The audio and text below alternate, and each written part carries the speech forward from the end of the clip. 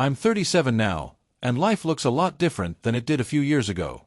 I'm currently married to Larry, who was once the other man in my life when I was still married to my first husband. We've officially been together for 5 years, married for 4. It's strange how life takes these turns, isn't it? Let's go back to the beginning. I met my ex-husband in college, and we married young. He was always the hard-working type, ambitious and dedicated, which I admired so much about him. Our home life suffered, especially our intimacy. He was great in many ways, helpful around the house, and made sure to carve out time for monthly dates, but emotionally and physically I felt neglected. Enter Larry. I met him when I was 31 at a friend's party. He was charismatic, charming, and really seemed to understand me. He made me feel seen and heard in ways I hadn't experienced in years. We started off as friends, but our connection quickly deepened, and 7 months later, we began. Passion and the excitement of new love, but deep down I knew the situation was complex and hurtful. Fast forward a bit, and my marriage couldn't withstand the secrecy. When my husband discovered the affair, I was faced with a hard choice. My feelings for Larry had grown so strong that when pushed to decide, I chose to leave my husband for him. We got a divorce, and not long after Larry and I got married. The dream, however, started to show cracks pretty quickly. Our first 2 years of the settlement money I received from my divorce to enjoy life and solidify our bond, but then 2020 hit, and it hit hard. Larry's work dried up due to the pandemic, and suddenly I found myself as the main provider. Financial strain put a stress on us like never before. I took on 2 jobs just to keep us afloat, and even then it was a struggle. We had to lean on my parents for support, something I never thought we'd need to do. The reality of our situation sank in further when my divorce settlement, we downsized to a cheaper place, squeezing every penny to save for a potential business venture as a way to turn things around. Starting the business was a desperate move, but thankfully it began doing better than we expected. It was like once we shed all remnants of my past life, including the physical ties to my ex-husband, we could finally start to build something new for ourselves. It's been hard work, and there are no guarantees, but about 4 months ago I found out that my partner Larry was secretly taking money out of my savings. That's like if you had a piggy bank where you were saving up for something cool, and then you found out someone was sneaking some out when you weren't looking. When I asked him about it, he got really mean and said he didn't trust me. That's because before I was with Larry, I made a huge mistake in my previous marriage. I wasn't faithful, and since Larry was single when Larry also doesn't help out at home at all. Imagine if you had to do all the chores and someone else just chilled, played games, hung out with friends at the bar, and didn't do anything to help. That's what's happening, and it gets worse. I recently found out he's cheating on me with a waitress from the bar, which shocked me and made me very sad because I thought we were supposed to trust each other. Now talking about divorce fees. Everything seems messed up. It's even harder than when I was with my ex-husband. Larry just quit his job, so things are really tight and it's hard to pay for everything we need. I also have a daughter from my first marriage. She's 12 and tells me how awesome her father is doing.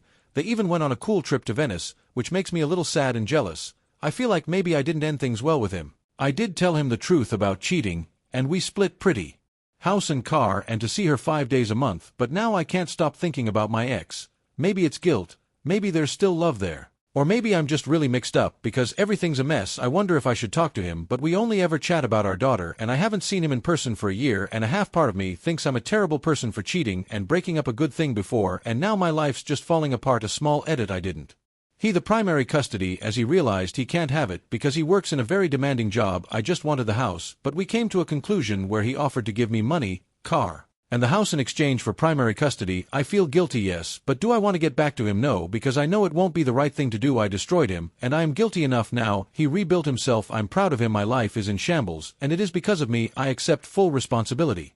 A conversation with him, and nothing more. This with the fact that the man I left him for is now having an affair and cheating on me is tearing me up. Now for the top comments before the update: taking his money, car, and house is the thing that stands out to me here. Anything else I can understand, but to screw him over that badly and now want him back, no sympathy. Having an AP is one thing, but treating your ex like an ATM after screwing him over up, it was a part of the deal.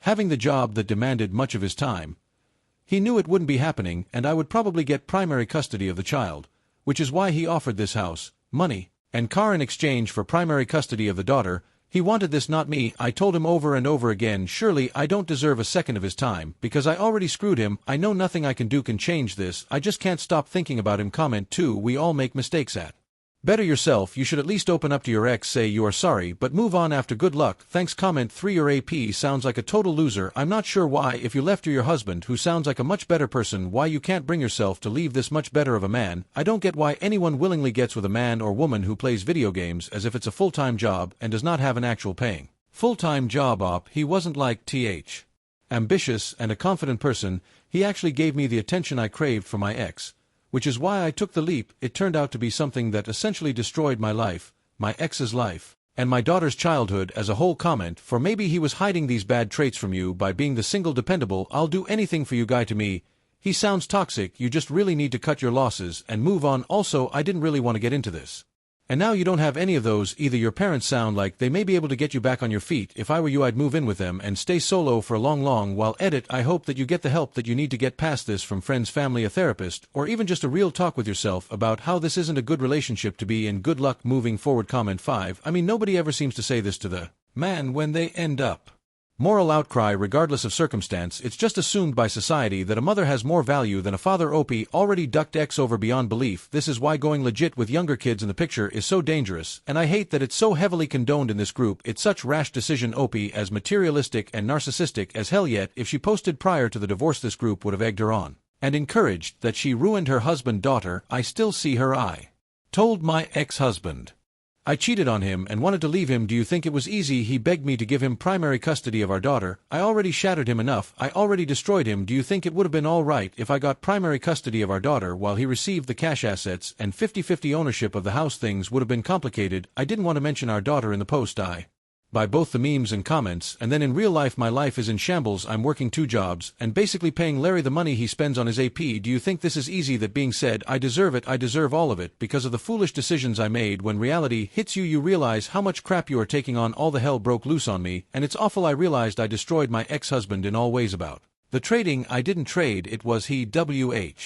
He literally begged me for it. What would have you done if you were in my shoes? Fight him and divorce for split custody, even after he begged you, even after he offered you, even after he promised not to tell our daughter anything about my cheating. I know what I did. It's way more difficult for me than for you to say it. Even after everything, she is my daughter. I never gave up on her. I sure made foolish decisions that I'm getting punished for. Edit. Pardon my grammar errors. I'm not F. Your foolishness. Update 1. So a few months ago I found out my husband Larry was sneaking money out of my savings. That's like if you had a secret stash of candy and someone secretly started taking pieces without asking. Pretty sneaky, right?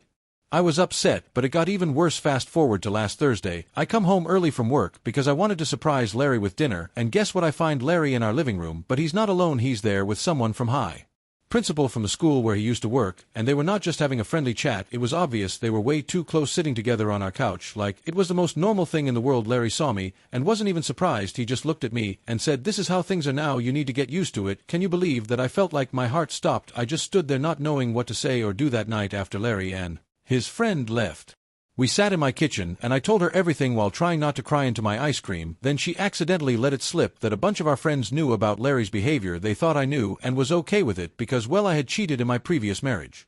I felt so betrayed, like everyone was against me. Feeling like a detective in a mystery show, I decided to dig deeper into Larry's life. I found receipts and a lease for an apartment place across town under a fake name, and guess who's been staying there? The same assistant principal. It's like he had a whole secret life I didn't know about. Amid all this mess, my phone buzzed. It was my ex-husband, the father of my daughter. He was really concerned because our daughter overheard him talking about my situation and was upset. My heart sank. I hated the idea of her getting her hurt by all this grown-up drama. My ex asked if we could meet to talk about how to handle any of this. It made me think about how things used to be with him, more stable and secure, even if we had our problems. Now here's the crazy part. Larry decided he needed space after all this blew up. He packed some bags and left just like that, saying he wasn't sure if we even had a future together, and there I was left to pick up the pieces of my broken heart and a broken home. I'm stuck wondering what I should do next. Should I try to fix things with Larry, or is it time to get back together, but just to find some peace in all this chaos? One thing is clear, I need to focus on my daughter and make sure she's okay. Everything else is just noise compared to making sure she feels safe and loved. Update 2. Last week, I was just chilling at home trying to have a normal morning, sipping my coffee and scrolling through some emails when the mail came.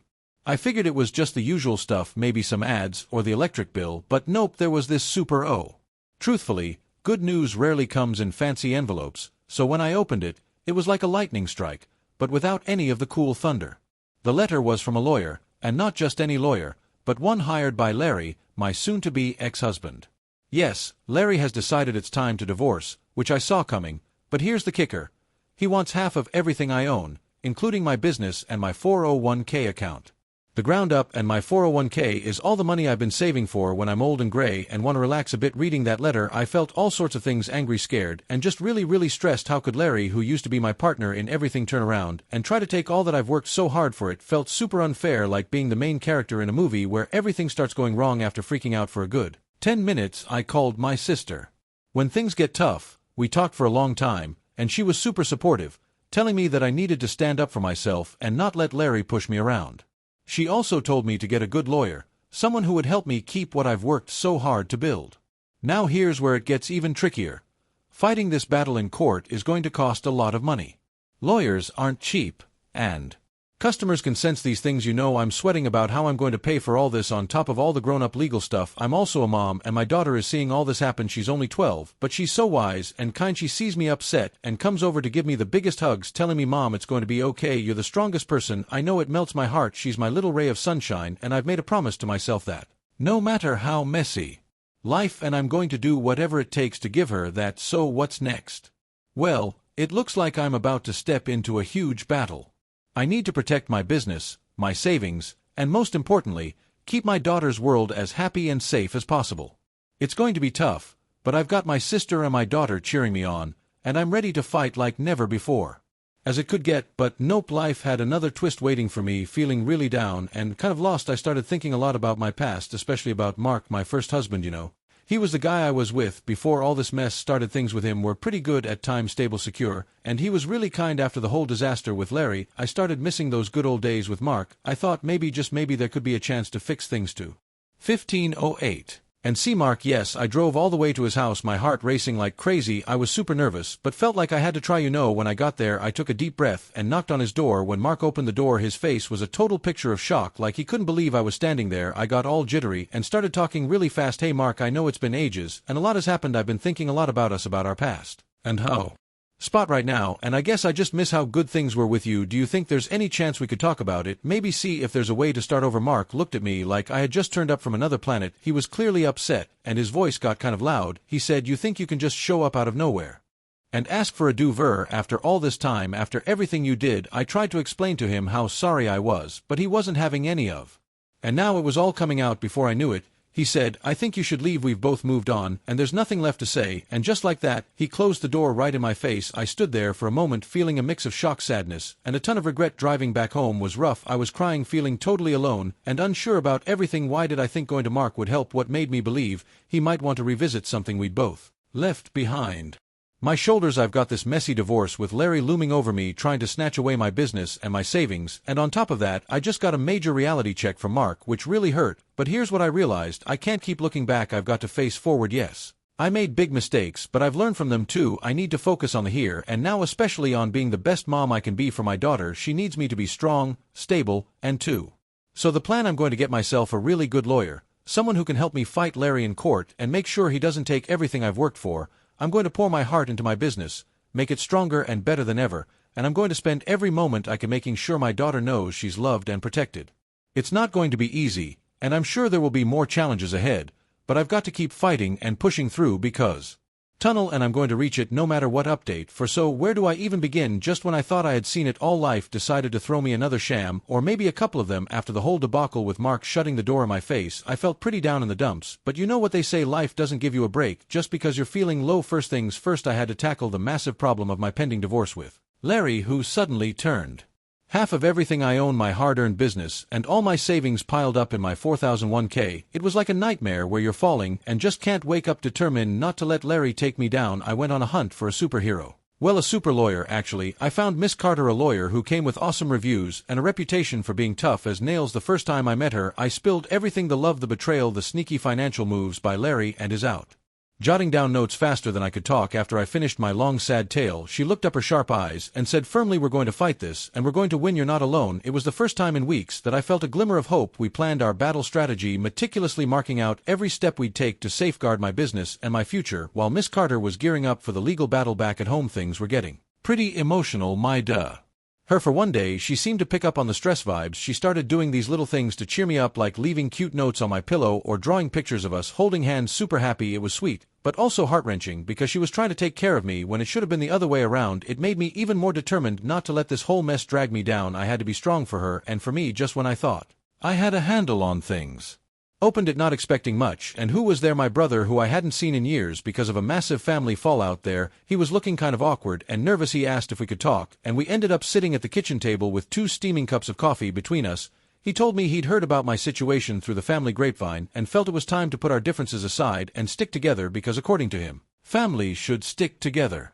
Offered to help out with my daughter whenever things got too hectic. Rebuilding bridges with my brother was like finding a safe harbor in the middle of a storm. It reminded me that even when things look really dark, there can be unexpected moments of light, people showing up for you, ready to help. So now here I am, gearing up for what might be the fight of my life in court, but feeling a little stronger with my lawyer and my brother by my side. I'm learning a ton about dealing with to stand by you and who you can really count on. Life is unpredictable, kind of like a wild ride. Sometimes you're up, sometimes you're down, but the ride always goes on. And as I brace myself for the next loop-to-loop, I'm holding on to the lessons I've learned, the people who are sticking by me, and the hope that after every storm, there's a little bit of sunshine waiting to break through.